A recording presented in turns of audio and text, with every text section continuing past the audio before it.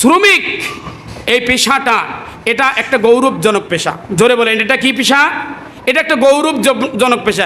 এই পেশা দিয়ে আল্লাহর বন্ধু হওয়ার সুযোগ আছে না নাই? আল্লাহর ওয়ালি হওয়ার সুযোগ আছে না নাই? দেশ বরেণ্য বিশেষ ব্যক্তি হওয়ার সুযোগ আছে না নাই? এমন একটা পেশা, এই পেশা দিয়ে আপনার জন্য যত সহজ আল্লাহর ওয়ালি হওয়া, আল্লাহর বন্ধু হওয়া এবং মানুষের প্রিয় পাত্র হওয়া, অন্য পেশায় এত সহজ ভাবে আপনি জান্নাতি হতে পারেন না, আল্লাহর বন্ধু হতে পারেন না, যত সহজে আপনি আল্লাহর বন্ধু হতে। এজন্য আমরা সর্বপ্রথম শ্রমিক ভাইদের বলবো, আপনার দায়িত্বটা আপনি সুন্দরভাবে পালন করেন। এরপরেই আমরা মালিকদেরকে বলবো, বাবারা আপনারা তাদের প্রাপ্য দিতে টালবাহনা করবেন না। যে চুক্তি করেছো তুমি 8 ঘন্টা ডিউটি করার জন্য, তুমি যে 8 ঘন্টা ডিউটির চুক্তিতে আবদ্ধ হয়েছো, এই চুক্তিটা তুমি ঠিক রাখো। তুমি তোমার দায়িত্ব পালনে গরিমসি করিও না, তুমি তোমার দায়িত্ব পালনে চিটারি করিও না, তুমি মালিকের সম্পদ তাসাররুফ করিও না, তুমি মালিকের লেনা পাওনা কোনো জিনিসকে অপচয়, সম্পদকে অপচয় করিও না। তোমার দায়িত্বগুলো তুমি সুচারুরূপে পালন করো। এই 8 ঘন্টা তুমি তোমার দায়িত্ব, তুমি তোমার চুক্তিকে সুন্দরভাবে রক্ষা করো। কেন? ইন্নাল আহদা কানা মাসউলা। হে শ্রমিক ভাইরা, কিয়ামতের ময়দানে কিন্তু তোমার সেই চুক্তির কথা উত্থাপন করা হবে, প্রশ্ন করা হবে। তুমি যে 8 ঘন্টার জন্য চুক্তিবদ্ধ ছিল তোমার মালিকের কাজের জন্য, তুমি কি সৎভাবে সেই কাজ করেছো? তুমি কি সুন্দরভাবে সেই কাজ পরিচালনা করেছো? তুমি কি মালিকের সম্পদ তাসাররুফ করেছো নাকি? তুমি মালিকের সঙ্গে 2 নম্বরই করেছো নাকি? এই সব প্রশ্ন নিয়ে কিয়ামতের ময়দানে আপনাকে সম্মুখীন হতে হবে। এজন্য শ্রমিকের দায়িত্ব হচ্ছে যে চুক্তি পূর্ণ করা, তার মালিকের সঙ্গে যে চুক্তি আবদ্ধ হয়েছি এটা সুচারুরূপে সুন্দরভাবে। আমরা আবেগে গা ভাসাই দেই, শ্রমিকের অধিকার বুঝিয়ে দাও, শ্রমিকের অধিকার বুঝিয়ে দাও। হ্যাঁ, এত আবেগ হলে চলবে না। শ্রমিক তার দায়িত্ব পালন করবে, এই টিপস, এই শিক্ষাটাও শ্রমিককে দিতে হবে। জোরে বলেন ঠিক না বে ঠিক? সম্মানিত মোহতারাম মুসলিম ইকরাম, গতকালকে ছিল মে মাসের 1 তারিখ। বিশ্ববাজারে এটাকে শ্রমিক দিবস বলা হয়, আন্তর্জাতিকভাবে স্বীকৃত। আমি কালকে প্রায় পুরো দিনটাই রংপুরে ছিলাম।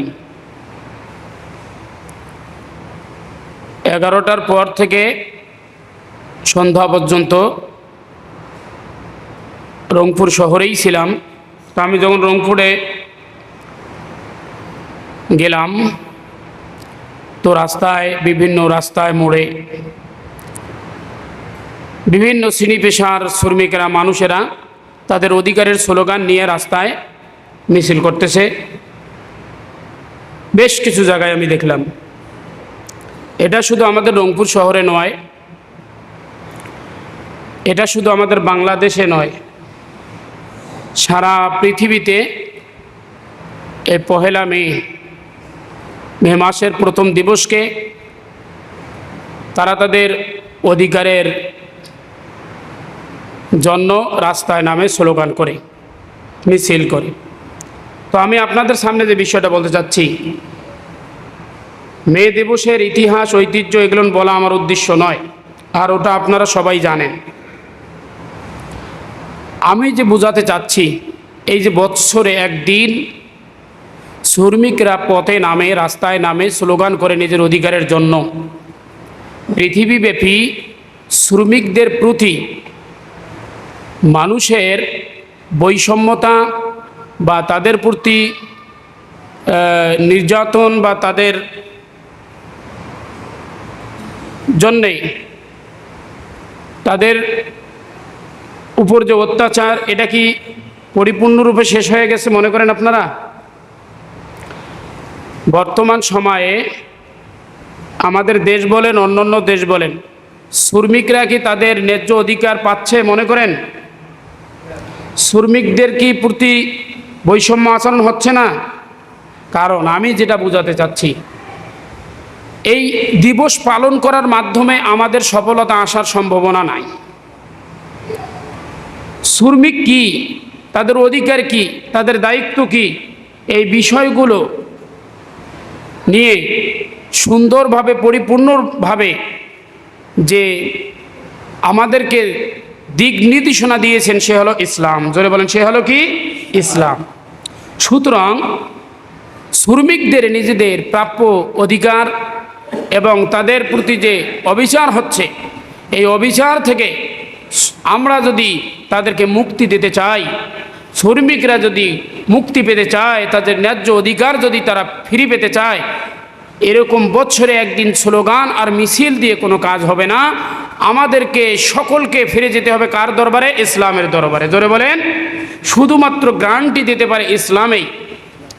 ইসলামী রাষ্ট্র ব্যবস্থা, ইসলামী সমাজ ব্যবস্থা শুধুমাত্র একজন শ্রমিকের গ্যারান্টি দিতে পারে, তার অধিকারের, তার কল্যাণের নিশ্চয়তা দিতে পারে। তাহলে আমাদেরকে যে কাজটা করা দরকার সেটা শুধু মিছিল আর মিটিং নয়। মিছিল মিটিং দিয়ে লিডাররা শুধু রাস্তার মোড়ে দু চারটা ফুল ঝরানো বক্তব্য দিল, কিন্তু না, ইসলামকে আমাদের জানতে হবে, ইসলামকে মানতে হবে এবং আমাদের সমাজে ইসলামকে প্রতিষ্ঠা করতে হবে, আমাদের রাষ্ট্রে ইসলামকে প্রতিষ্ঠা করতে হবে। তবেই আমরা সবাই সকলের অধিকার নিশ্চিতভাবে ফিরে পাওয়ার আমাদের সুযোগ থাকবে। জোরে বলেন, ঠিক না বে ঠিক? প্রিয় মুসলিম ভাইরা,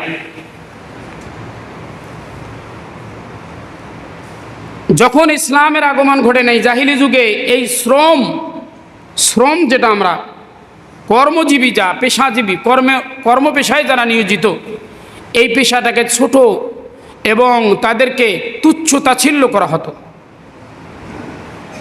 তাদের সম্মানের কোনো অবস্থা ছিল না, মান সম্মান তাদেরকে দেওয়া হতো না। জাহিলি যুগে শ্রমিককে দাস ও দাসীতে পরিণত করা হতো এবং অবমাননাকর আচরণ তাদের সঙ্গে করা হতো, তাদের প্রতি অবিচার তো হতোই, এমনকি তাদেরকে হত্যা, নির্মম শারীরিক নির্যাতন পর্যন্ত শ্রমিকদের প্রতি করা হতো। দিনের ব্যবধানে যদিও সেটা কমেছে, কিন্তু এখনও শ্রমিকদের প্রতি শারীরিক নির্যাতন থেকে শুরু করে শ্রমিকদের বিভিন্ন অধিকারের প্রতি হস্তক্ষেপ আমাদের সমাজে এখনও চলমান আছে না নাই? জোরে বলেন, চলমান আছে না নাই? আছে।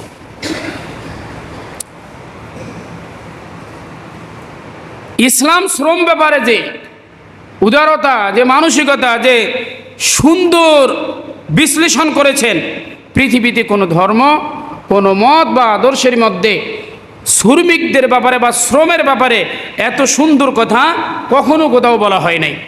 কুরআনুল কারীমে চলে যান, আল্লাহ সুবহানাহু ওয়া তাআলা বলেন, ফাইযা কুদিয়াতিস সালাতু ফান্তাশিরু ফিল আরদ ওয়াবতাগু মিন ফাদলিল্লাহ ওয়াযকুরুল্লাহা কাসীরান লাআল্লাকুম তুফলিহুন। আল্লাহ সুবহানাহু ওয়া তাআলা বলে, তোমরা যখন মসজিদে নামাজকে সমাপ্ত করে দিন ফেলবা, নামাজ শেষ করার পরে তোমরা কোথায় যাও? তোমরা ছড়িয়ে ছিটিয়ে যাও জমিনে, তোমাদের কর্মে, যার যেখানে শ্রম আছে, যার যেখানে পেশা আছে, সেখানে তোমরা চলে যাও। মিন ফাদলিল্লাহ, আল্লাহর অনুগ্রহ তালাশ করার জন্য, আল্লাহর দয়া সন্ধানের জন্য। ওয়াজকুরুল্লাহ কাসীরা, এবং আল্লাহকে বেশি বেশি করে স্মরণ করো, লাআল্লাকুম তুফলিহুন, তোমরা সফল হতে পারো। জোরে বলেন, কার কথা এটা? প্রিয় মুসলিম ভাইরা, শ্রমিক যারা, তারা অন্য কোনো গ্রহ থেকে আসা মানুষ নয়। আমাদের এই বাপ, আমাদের ভাই, আমাদের সন্তান, আমাদের আপনজন, এরাই শ্রমিক।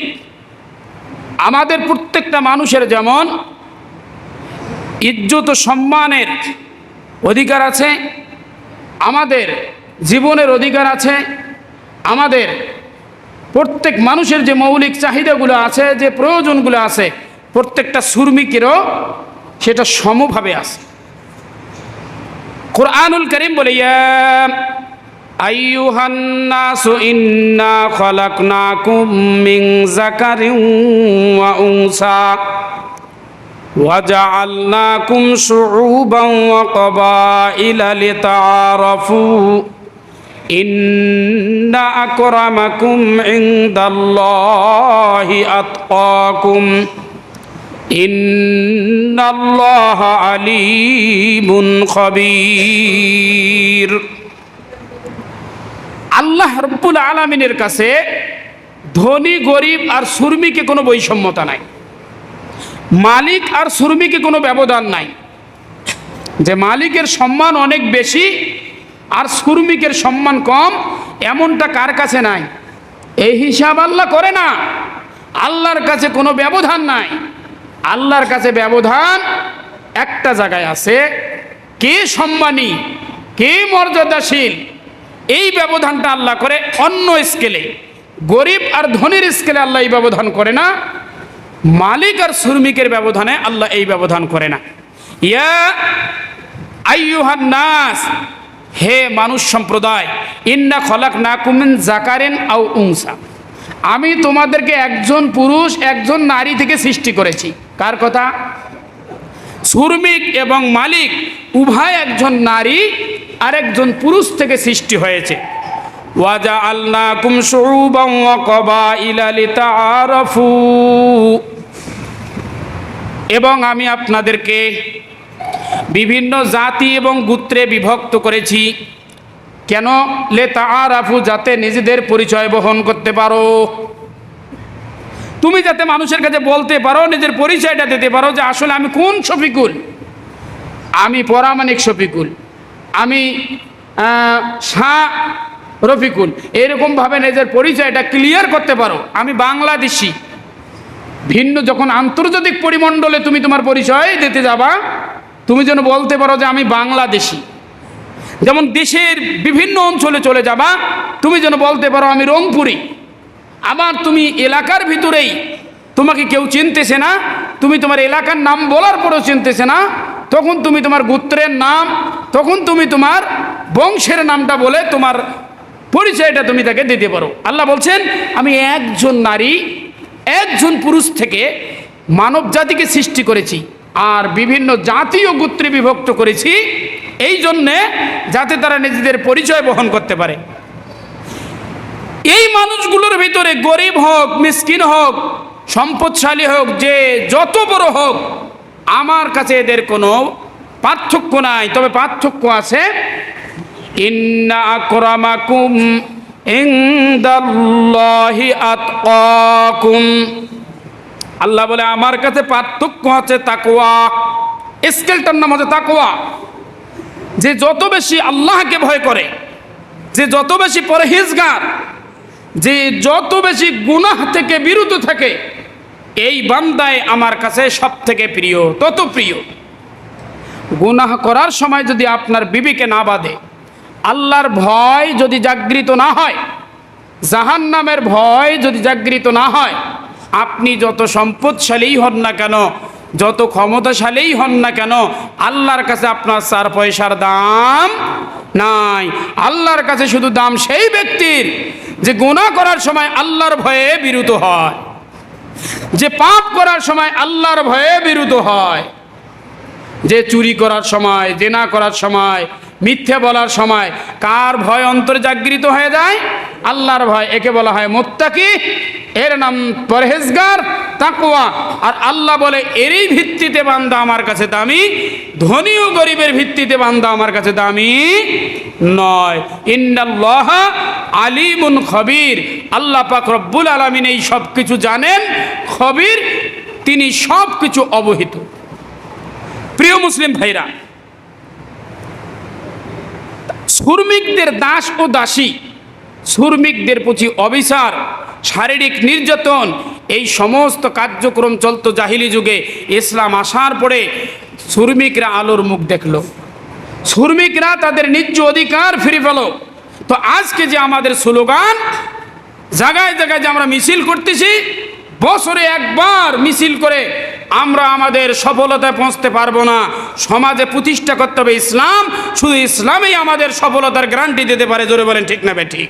ইসলাম ছাড়া কোনো মতবাদ, কোনো পথ, কোনো মত মানুষের শান্তির নিরাপত্তার গ্যারান্টি দিতে পারে না, শ্রমিকের তো দূরের কথা।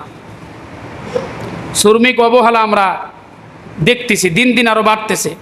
এই ইদানিং আরও বেশ কিছু আমাদের প্রতিষ্ঠান বন্ধ হওয়ার পরে শ্রমিকদের বেতন 5 বছর 7 বছর এরকম আটকে গেছে। তাদের জামানতগুলো, শ্রমিকদের জামানতগুলো দিতে পারছে না। এমন প্রতিষ্ঠান আমাদের বাংলাদেশে আছে না নাই? জোরে বলেন, আছে না নাই? জামানত দিতে পারছে না।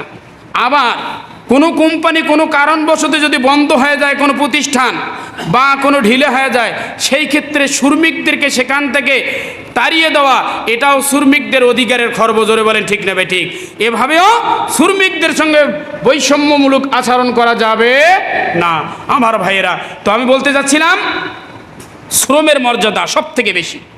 যারা নিজ হস্তে কর্ম করে, নিজ হাত দিয়ে রোজগার করে, সেই রোজগার যখন তারা খায়, এই মানুষটার হৃৎপিণ্ড, এই মানুষটার কলিজা, এই মানুষটার হৃদয় এত সুন্দর আর তার মন এত প্রফুল্ল থাকে যে মানুষকে ধোঁকা দিয়ে, যে চিটারি বাটপারি করে, যে চুরি ডাকাতি করে, অট্টালিকার প্রাসাদ বানিয়ে অনেক সুস্বাদু সুন্দর খাবার খাওয়ার পরেও সেই তৃপ্তি আর আনন্দ তার মাঝে থাকে না।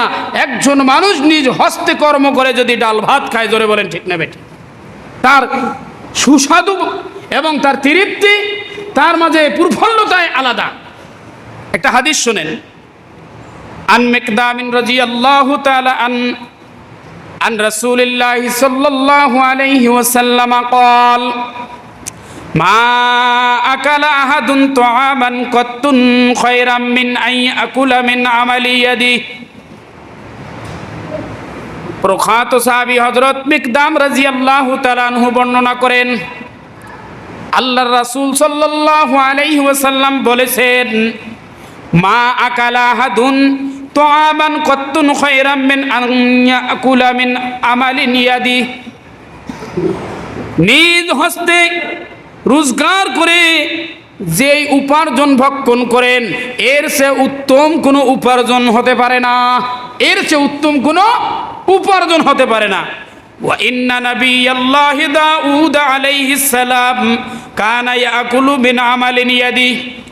নিশ্চয় পয়গম্বর দাউদ, আল্লাহর রাসূল, আল্লাহর নবী দাউদ আলাইহিস সালাম নিজ হস্তে কর্ম করে সেখান থেকে উপার্জন রুজি রোজগার করে উনি খাইতেন। জোরে কোন সুবহানাল্লাহ। আপনারা ইতিহাস তালাশ করবেন, তাফসীরগুলো দেখবেন, একজন পয়গম্বর ছিলেন, একজন রাসূল ছিলেন, যার উপর নতুন শরীয়ত ছিল, নতুন কিতাব যার উপর নাজিল হয়েছিল। বলুন তো দেখি কিতাবের নাম কি? বলুন। জবুর কিতাব। জোরে বলেন, কি কিতাব? জবুর কিতাব। উনি শুধু নবী আর রাসূলে ছিলেন না অন্য আরো কিছু ছিলেন? কে বলতে পারবেন? উনি প্রাইম মিনিস্টার ছিলেন, রাজা, উনি বাদশাহ ছিলেন, সুলতান। দাউদ আলাইহিস সালাম শুধু নবী আর রাসূল ছিলেন না, উনি ছিলেন সুলতান, উনি ছিলেন বাদশাহ, শাসক ছিলেন। কিন্তু উনি যে খাদ্য খাইতেন, গ্রহণ করতেন, যে খানা পানি উনি গ্রহণ করতেন, সেটা উনি রাজকোষাধ্যক্ষ থেকে কোনো বেতনের বিনিময় নিয়ে নয়, ওনার কর্মের পারিশ্রমিক নিয়ে নয়, উনি হাতে কাজ করত, সে কুটির শিল্প, নিজ হাতে কর্ম করে সেই কর্ম থেকে উনি রুজি রুটি ভক্ষণ করত। জোরে কোন সুবহানাল্লাহ। ওনার একটা কর্ম ছিল কি? উনি লৌহ বর্ম বানাতেন, লোহার আসবাবপত্র বানালেন, যুদ্ধের আসবাব, লোহার টুপি, লোহার বিভিন্ন ঢাল, তরোয়ার, এই সব বানাতেন উনি। আর এই সব বানিয়ে বিক্রি করতেন বাজারে, সে আয় দিয়ে উনি ওনার পরিবার উনি নিজেকে চালাতেন।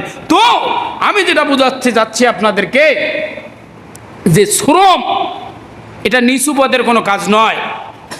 শ্রমিক এর প্রতি অবমাননা কর, তাচ্ছিল্য কর, কোনো প্রকার ছোট মন মানসিকতা করে তাকে দেখা যাবে না, বৈষম্যমূলক আচরণ করা যাবে না, ক্রিটিসাইজ করে তাকে ছোট করা যাবে না।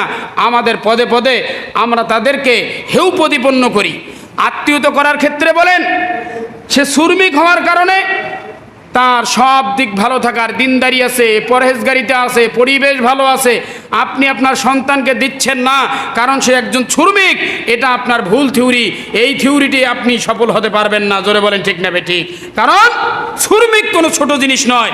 দেখেন আল্লাহর রাসূল সাল্লাল্লাহু আলাইহি ওয়াসাল্লামের আরেকটা হাদিস আমাদেরকে, আমাদের চেতনা, আমাদের মনের ভিতরে আন্দোলন সৃষ্টি করে দেবে। আল কাসিবু হাবিবুল্লাহ, যেরকম সুবহানাল্লাহ ওয়া বিহামদি, আল কাসিবু হাবিবুল্লাহ, আল্লাহু আকবার। আল্লাহর রাসূল সাল্লাল্লাহু আলাইহি ওয়াসাল্লাম বলেছেন শ্রমিক হচ্ছে আল্লাহর বন্ধু। জোরে বলেন শ্রমিক কার বন্ধু? আরো জোরে বলেন শ্রমিক কার বন্ধু? শ্রমিক ওরা হচ্ছে আল্লাহর বন্ধু। তারা দেখেন আল্লাহর বন্ধু হিসাবে নবীজি যাকে সম্বোধন করেছেন, এটা জাতা ব্যাপার নয়। কেউ আল্লাহর বন্ধু হওয়া এটা চারটিখানি ব্যাপার নয়। এটা আল্লাহর রাসূল বলেছেন এই বন্ধু আল্লাহর সঙ্গে শ্রমিকদের রয়েছে, নবী বলেছেন। যাই হোক, আমি আপনাদের সামনে এতক্ষণ পর্যন্ত শ্রম এবং শ্রমিকের বিষয় সম্পর্কে সংক্ষিপ্ত কিছু কথা বললাম। এখন আসেন, শ্রমিকের কিছু দায়িত্ব আছে না নাই? শ্রমিকের অধিকারও আছে, দায়িত্ব আছে। অধিকারের ব্যাপারে যেমন আমরা মালিক শ্রেণীকে আমরা আমাদের কথাগুলো, ইসলামের সুন্দর বাণীগুলো বোঝাবো, ঠিক তদ্রূপ শ্রমিকের যে দায়িত্ব আছে এটাও বোঝানোর জন্য ইসলামের সুন্দর কথা, ইসলামের বাণী আমরা তাদেরকে বোঝাবো। দেখেন, দায়িত্ব পালনের মাধ্যমে অধিকার অর্জন হয়, দায়িত্ব অবহেলায় অধিকার অর্জন হয় না। এক পক্ষ অধিকার গ্রহণ করবে, আরেক পক্ষ তার অধিকার প্রদান করবে। মালিক যে প্রদান করবে, উভয়ের মধ্যে একটা ভালো সম্পর্ক থাকতে হবে, অবশ্যই একটা চুক্তিবদ্ধ থাকবে। এজন্য এই চুক্তিবদ্ধ অনুযায়ী শ্রমিক তার দায়িত্ব সুন্দরভাবে পালন করবে এবং মালিকও তার অধিকার বুঝিয়ে দিতে টালবাহানা করবে না। এটাই হচ্ছে ইসলাম, এটাই হচ্ছে সুন্দর পরিধি। দেখেন, শ্রমিকের দায়িত্ব আল্লাহ সুবহানাহু ওয়া তাআলা কুরআনুল কারীমের মধ্যে সুস্পষ্ট কই বলেছেন, ওয়া আউফু বিল আহদি ইন্নাল আহদা কানা মাসউলা। কুরআনুল কারীম বলেছেন যে ওয়া আউফু বিল আহদ, তোমরা তোমাদের অঙ্গীকারকে রক্ষা করো। যে চুক্তি করেছো তুমি 8 ঘন্টা ডিউটি করার জন্য, তুমি যে 8 ঘন্টা ডিউটির চুক্তিতে আবদ্ধ হয়েছো, এই চুক্তিটা তুমি ঠিক রাখো। তুমি তোমার দায়িত্ব পালনে গরিমসি করিও না, তুমি তোমার দায়িত্ব পালনে চিটারি করিও না, তুমি মালিকের সম্পদ তাসাররুফ করিও না, তুমি মালিকের লেনা পাওনা কোনো জিনিসকে অপচয়, সম্পদকে অপচয় করিও না।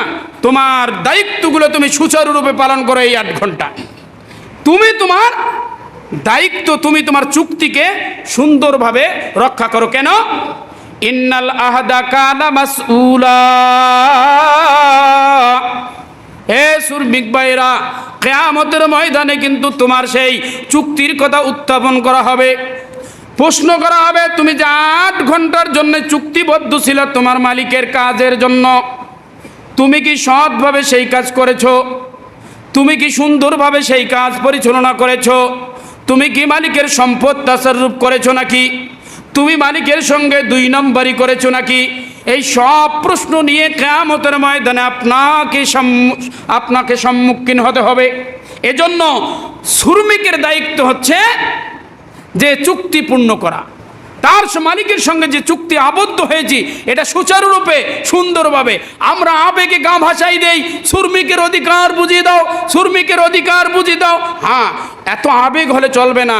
শ্রমিক তার দায়িত্ব পালন করবে, এই টিপস, এই শিক্ষাটাও শ্রমিককে দিতে হবে। জোরে বলেন ঠিক না ঠিক? প্রিয় মুসলিমরা, এক হাদিসের মধ্যে না, কুরআনুল কারীমের মধ্যে আল্লাহ সুবহানাহু ওয়া তাআলা বলেছেন, আয়াতের মধ্যে কোরআনে আল্লাহ পাক রব্বুল আলামিন বলেছেন শ্রমিক হিসাবে সেই শ্রমিক উত্তম। দেখেন আল্লাহর ভাষায় কোন শ্রমিক উত্তম? আল্লাহর ভাষায় ওই শ্রমিক সব থেকে উত্তম এবং ভালো যেই শ্রমিকের শক্তি বেশি। কেন আল্লাহ কথা বললেন? যে শ্রমিক হিসাবে যেহেতু আমার পদ, আমার ক্যাটাগরিটা যেহেতু শ্রমিক, সুতরাং আমি দুর্বল হলে হবে না, আমি অসুস্থ হলে হবে না, কারণ আমার অসুস্থতা, আমার দুর্বলতা ফাঁকিবাজির দিকে নিয়ে যাবে, যেটা প্রতিষ্ঠান এবং মালিকের ক্ষতি হয়ে যাবে। জোরে বলেন ঠিক না বেঠিক? এজন্য আল্লাহ বলছে উত্তম এবং উত্তম হচ্ছে ওই শ্রমিক যে বড় শক্তিশালী, যে কি শক্তিশালী। আমার ভাইরা, এভাবে আমাদের শ্রমিকদের বোঝাতে হবে, তাদের কাজগুলো সুন্দরভাবে তাদের করতে হবে। আমাদের মাঝে যদি কোনো প্রকার দুই নম্বরই থাকে, তো একজন শ্রমিককেও কিয়ামতের মাঠে কাঠগড়ায় দাঁড়াতে হবে, যেমন মালিককে দাঁড়াতে হবে, এরকম শ্রমিককেও দাঁড়াতে হবে। প্রিয় মুসলিম ভাইরা, এবার আসেন শ্রমিকের অধিকার। আমি লম্বা করার সুযোগ পাচ্ছি না। শ্রমিকের অধিকার কি? শ্রমিক তার দায়িত্ব যখন সুন্দরভাবে পালন করলো, শ্রমিক যখন তার দায়িত্ব সুচারুরূপে পালন করলো, নিজ দক্ষতা অনুযায়ী পালন করলো, এখন মালিকের ওপর দায়িত্ব হলো শ্রমিকের অধিকার আদায় করা। শ্রমিকের অধিকার আদায় করা। আতুল আজিরু আজরাহু ক্বাবলা আন ইয়াজিফা গরাকা। আল্লাহর রাসূল সাল্লাল্লাহু আলাইহি ওয়াসাল্লাম বলেছেন, ও মালিক, শ্রমিক তোমার দায়িত্ব যখন সুন্দরভাবে পালন করেছে, এখন তোমার কাজ হচ্ছে তার বিনিময় নিয়ে, তার প্রাপ্য নিয়ে, তার মজুর নিয়ে তুমি আর টালবাহনা করতে পারবা না। তার শরীরের ঘামের শ্রম, ঘাম শুকানোর আগেই তার শ্রমটা তাকে চুকিয়ে দাও। তোদের কাজ করেছে, শরীরের রক্তকে পানি করে কাজ করেছে, শরীরের রক্ত পানি করে কাজ করেছে। আমাদের শরীরের রক্ত, তাদের শরীরের রক্ত। যখন প্রচণ্ড তাপ এবং গরমে একজন শ্রমিক যখন অনেক ভারী বোঝা বহন করে, অনেক শক্তিধর কাজ করে, তখন তাদের শরীরের সেই রক্তটাই ঘাম হিসেবে বাইরে চলে আসে। এই যে কাজটা করেছে, এই ঘামটা কিন্তু তুমি শুকাতে দিও না। এই ঘামটা শুকানোর আগেই তুমি তার প্রাপ্যটাকে কি দাও, তাকে বুঝাইয়া দাও। এরপরে বলছেন,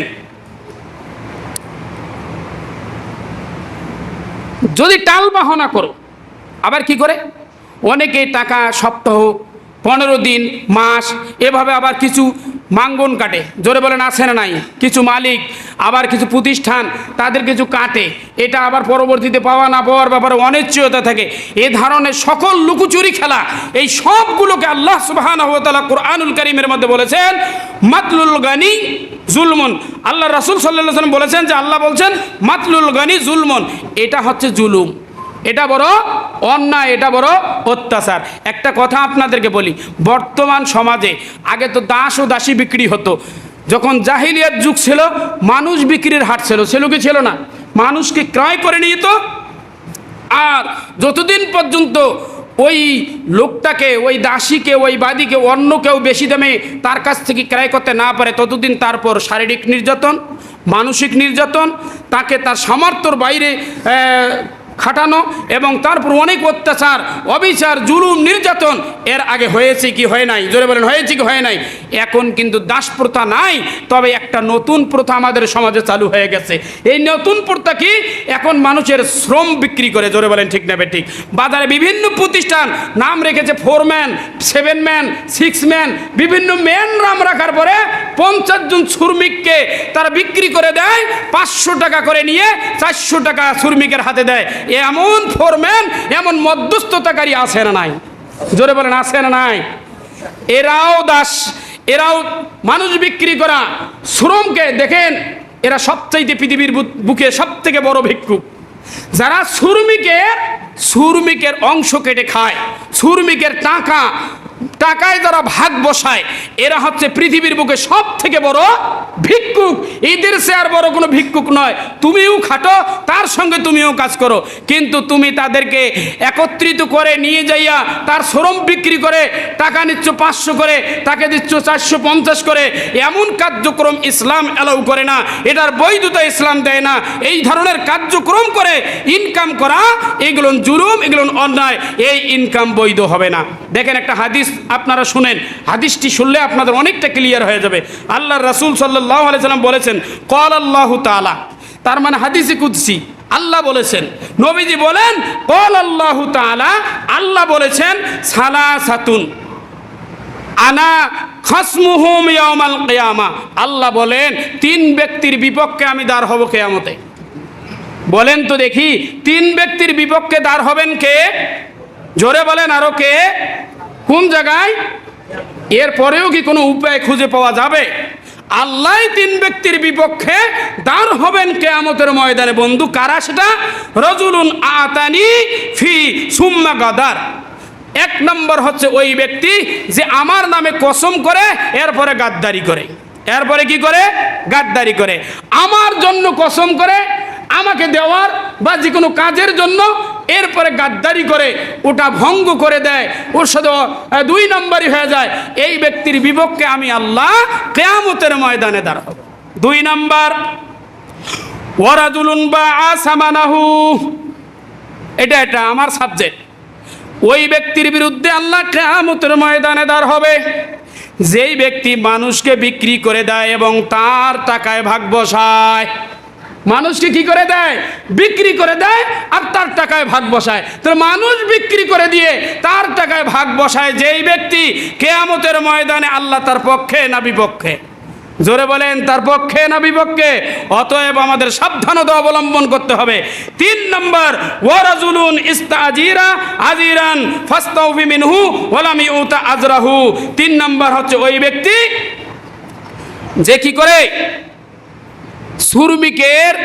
শ্রমিকের প্রাপ্য দিতে টালবাহনা করে। শ্রমিকের প্রাপ্য দিতে কি করে? টালবাহনা করে। এই ব্যক্তির বিরুদ্ধে আল্লাহ পাক রব্বুল আলামিন কিয়ামতের ময়দানে তার বিরুদ্ধে দাঁড় হবেন। আমার ভাইরা, আমি স্বল্প পরিসরে আপনাদেরকে বোঝাতে যে জিনিসটা চেষ্টা করলাম সেটা হচ্ছে শ্রমিক এই পেশাটা, এটা একটা গৌরবজনক পেশা। জোরে বলেন, এটা কি পেশা? এটা একটা গৌরবজনক পেশা। এই পেশা দিয়ে আল্লাহর বন্ধু হওয়ার সুযোগ আছে না নাই? আল্লাহর ওয়ালি হওয়ার সুযোগ আছে না নাই? দেশ বরেণ্য বিশেষ ব্যক্তি হওয়ার সুযোগ আছে না নাই? এমন একটা পেশা, এই পেশা দিয়ে আপনার জন্য যত সহজ আল্লাহর ওয়ালি হওয়া, আল্লাহর বন্ধু হওয়া এবং মানুষের প্রিয় পাত্র হওয়া, অন্য পেশায় এত সহজ ভাবে আপনি জান্নাতি হতে পারেন না, আল্লাহর বন্ধু হতে পারেন না, যত সহজে আপনি আল্লাহর বন্ধু হতে। এজন্য আমরা সর্বপ্রথম শ্রমিক ভাইদের বলবো, আপনার দায়িত্বটা আপনি সুন্দরভাবে পালন করেন। এরপরেই আমরা মালিকদেরকে বলবো, বাবারা আপনারা তাদের প্রাপ্য দিতে টালবাহনা করবেন না। শুধু এখানে অর্থটাই বুঝলে হবে না। অনেক সময় আমরা বুঝি যে তাদের অর্থইটাই শুধু তার প্রাপ্য না। একজন শ্রমিকের প্রাপ্য শুধু অর্থ নয়, তোমার আচরণ সৎ হওয়া দরকার, এটাও একজন শ্রমিকের মালিকের থেকে প্রাপ্য। জোরে বলেন ঠিক না বেঠিক? বেশিরভাগ মালিক শ্রমিকের সঙ্গে যে আচরণ, যে বাজে ব্যবহার করে, যে নোংরা ভাষায় কথা বলে, যে গালিগুলিজ করে, এটা মনে হয় আকাশের ফেরেশতারাও সেখান থেকে উধাও হয়ে যায়। তাদের ভাষার কাছে ফেরেশতারা আর থাকতে পারে না। জোরে বলেন ঠিক না বেঠিক? আপনার ফ্যাক্টরি, আপনার কোম্পানিতে বরকত হওয়া দূরের কথা, কি হবে? বিদ্যুৎ বিচ্ছিন্ন হয়ে আগুন লেগে পড়া যাবে। জোরে বলেন ঠিক না বেঠিক? কারণ আপনার ভাষাই তো সে কথা বলে, আপনার ভাষায় সে কথা বলে। এজন্য মালিকদেরকে বলবো, শ্রমিকের শুধু অর্থ প্রাপ্য নয়, শুধু মজুরি প্রাপ্য নয়, আপনার একটা সদাচরণ প্রাপ্য এবং তার সুবিধা অসুবিধা দেখার দায়িত্ব আপনার, সুস্থতা অসুস্থতা দেখার দায়িত্ব আপনার। সে যদি কোনো কারণবশতে অসুস্থ হয়ে বাসায় ছুটিতে চলে যায়, আপনাকে যাওয়া দরকার, তার পরিবারের খোঁজ নেওয়া দরকার, কি খাচ্ছে কি খাচ্ছে না। এমন মালিক বর্তমান সমাজে বিরল। জোরে বলেন ঠিক না বেঠিক? এটা হচ্ছে মালিকের কাজ। এভাবে তার সঙ্গে সম্পর্কটা ধরে রাখতে হবে। সর্বশেষ আমি আপনাদের যে কথাটা বোঝাতে চাচ্ছি, আমি গতকাল রংপুরে ছিলাম, যেটা বলছিলাম যে আন্দোলন, যে মিছিল, শ্রমিকের অধিকার নিয়ে যে মিছিল আমরা দেখলাম, প্রতি বছরে একবার করে এভাবে মিছিল দিয়ে নিজেদের অধিকার আদায় সম্ভব নয়। সম্ভব একটাই, সমাজে ইসলাম প্রতিষ্ঠা করা, দেশে ইসলাম প্রতিষ্ঠা করা। ইসলাম ছাড়া শ্রমিকের অধিকারের গ্যারান্টি, ইসলাম ছাড়া, মুসলিম ছাড়া, মুসলিম সমাজ ছাড়া তাদের সফলতা কখনো নিশ্চিত হবে না। আল্লাহ আমাদের বুঝার তৌফিক দান করুক। আমিন। ওয়া আখিরু দাওয়ানা আলহামদুলিল্লাহি রাব্বিল আলামিন।